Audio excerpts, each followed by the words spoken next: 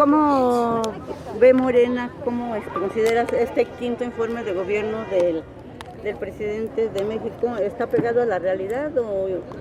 Pues no solamente a la realidad por los datos que tiene el gobierno de México a través de sus secretarías, sino apegado a la realidad porque los organismos internacionales que miden todos los indicadores de desarrollo social, de desarrollo económico, de estabilidad política y los propios nacionales, incluido el INEGI y Coneval, demuestran que no hubo equívoco, que el pacto social que se hizo con los mexicanos hace 5 años está dando resultados. Hoy nuestra economía es una de las 10 más importantes del mundo. No solo eso, es de las más atractivas para la inversión y se refleja con la inversión en los últimos 6 meses. Por otro lado, la capacidad de recaudación del Estado ha tenido niveles que no se habían dado en los últimos 25 años. El peso encuentra su mejor situación después también de 25 años. Las condiciones de desigualdad se redujeron en un 20%. Redujeron 9 millones de personas que viven en condiciones de pobreza, mexicanas y mexicanos. Se redujo la precariedad del salario y hoy alcanzó niveles del 20%. Nuestra oposición no lo ve porque es un contraste brutal, pero lo ven los mexicanos, que es lo más importante, porque lo sienten más de 30 millones de familias mexicanas que han visto cómo se ha incrementado su consumo. Y eso fue gracias a la austeridad, a la disciplina fiscal, a la absoluta combate a la corrupción, y eso nos tiene en esa posición. En materia de la inseguridad, la educación, la salud, pues hay muchas quejas. Ayer escuchábamos cómo tus diputados le reclamaban a Luisa María y a Cecela de que dónde están esos niveles de seguridad que lo expresaron de manera puntual para un municipio de los más de 2.400 municipios que tiene el país. Pero está claro, la tendencia, el lineal tendencial que presentaban los índices de delitos en el gobierno de Peña Nieto fue revertido, se contuvo en los 3 primeros años y viene a la baja de manera importante en 17%. Claro, ahora hay mayor libertad, los medios pueden expresar, la ciudadanía a través de las redes sociales han exponenciado y ya es más fácil tener conocimiento de hechos delictivos, pero en términos de lo que tiene registrado los estados que remiten al Secretariado Ejecutivo en materia de seguridad establecen que hay una disminución y, por otro lado, la mayoría, el 80% de esos delitos o más son del fuero común. El gran problema es que los 6 estados que concentran esto, que es Guanajuato, Jalisco, el Estado de México, son los que tienen el 40% del total de los delitos y son del fuero común. La pregunta es, ¿qué estuvieron haciendo esos gobiernos en todos estos años? Porque le dejan la responsabilidad, como lo ha dicho bien Rubén Moreira, que fue gobernador, es una responsabilidad de los gobernadores. Y los gobernadores se han hecho oídos sordos y han cerrado los ojos ante una realidad. Y ahí está el caso concreto de Guanajuato, el caso específico del Estado de México, que tiene el 10% del total de los delitos en el país se cometen en el Estado de México. Veracruz y Tamaulipas, Veracruz. Pero Veracruz está en el lugar 8º. Por encima está Chihuahua, Guanajuato, el Estado de México. Y el único que aparece ahí, en el 6º lugar, es Michoacán. Pero hay que ver la lupa Margarita también del otro lado, porque a veces miramos solo para un lado y no vemos para el otro.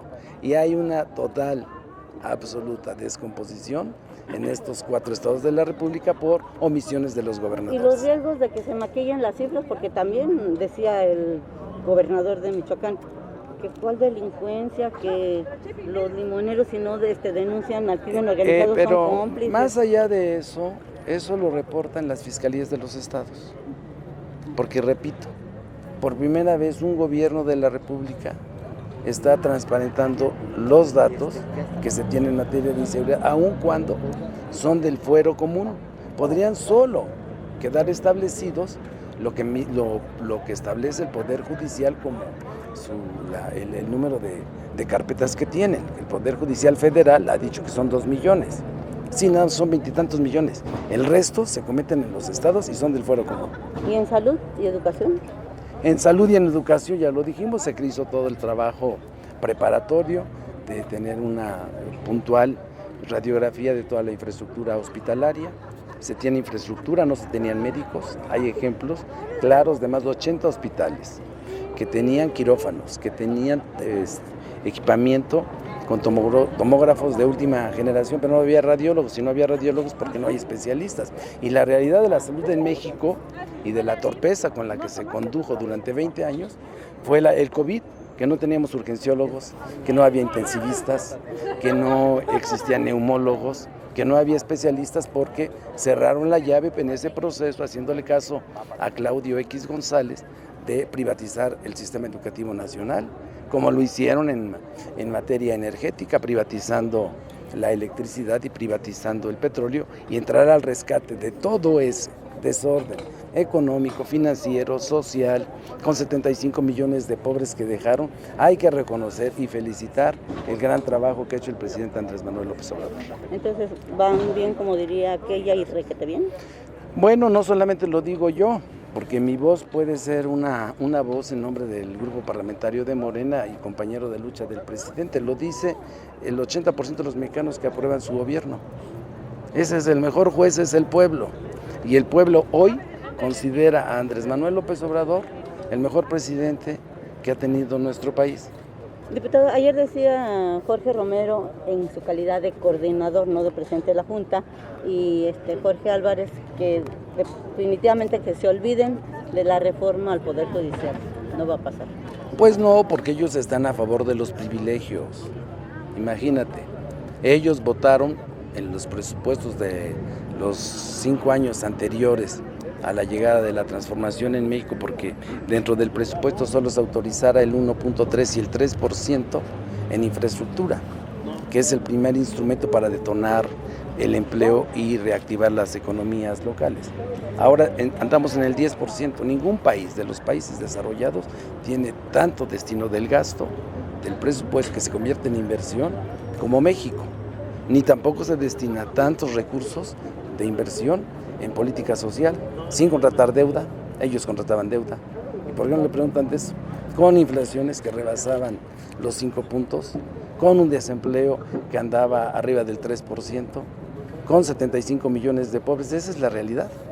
El fin de sexenio, diputado, ¿no habría una sorpresa como en el 95, que había vivido un espejismo? No, porque ahora por primera vez en 30 años se fue al sentido práctico del manejo de la economía, y la economía en México está determinada por la política monetaria, que determina en su autonomía el Banco Central, y por la política fiscal. Y si le sumas la austeridad y la disciplina por parte del gobierno, por eso es que se presentan esos indicadores. Okay, gracias. Entonces, no hay riesgos de... No hay. Será la transición más pacífica, democrática, en crecimiento que ha tenido México en los últimos 6 relevos presidenciales. Bueno, Cedillo entregó un país también así, diputado. No, pero acá no tiene alfileres. Acá está bien, con doble costura tiene la economía en México. No tiene alfileres. A ver.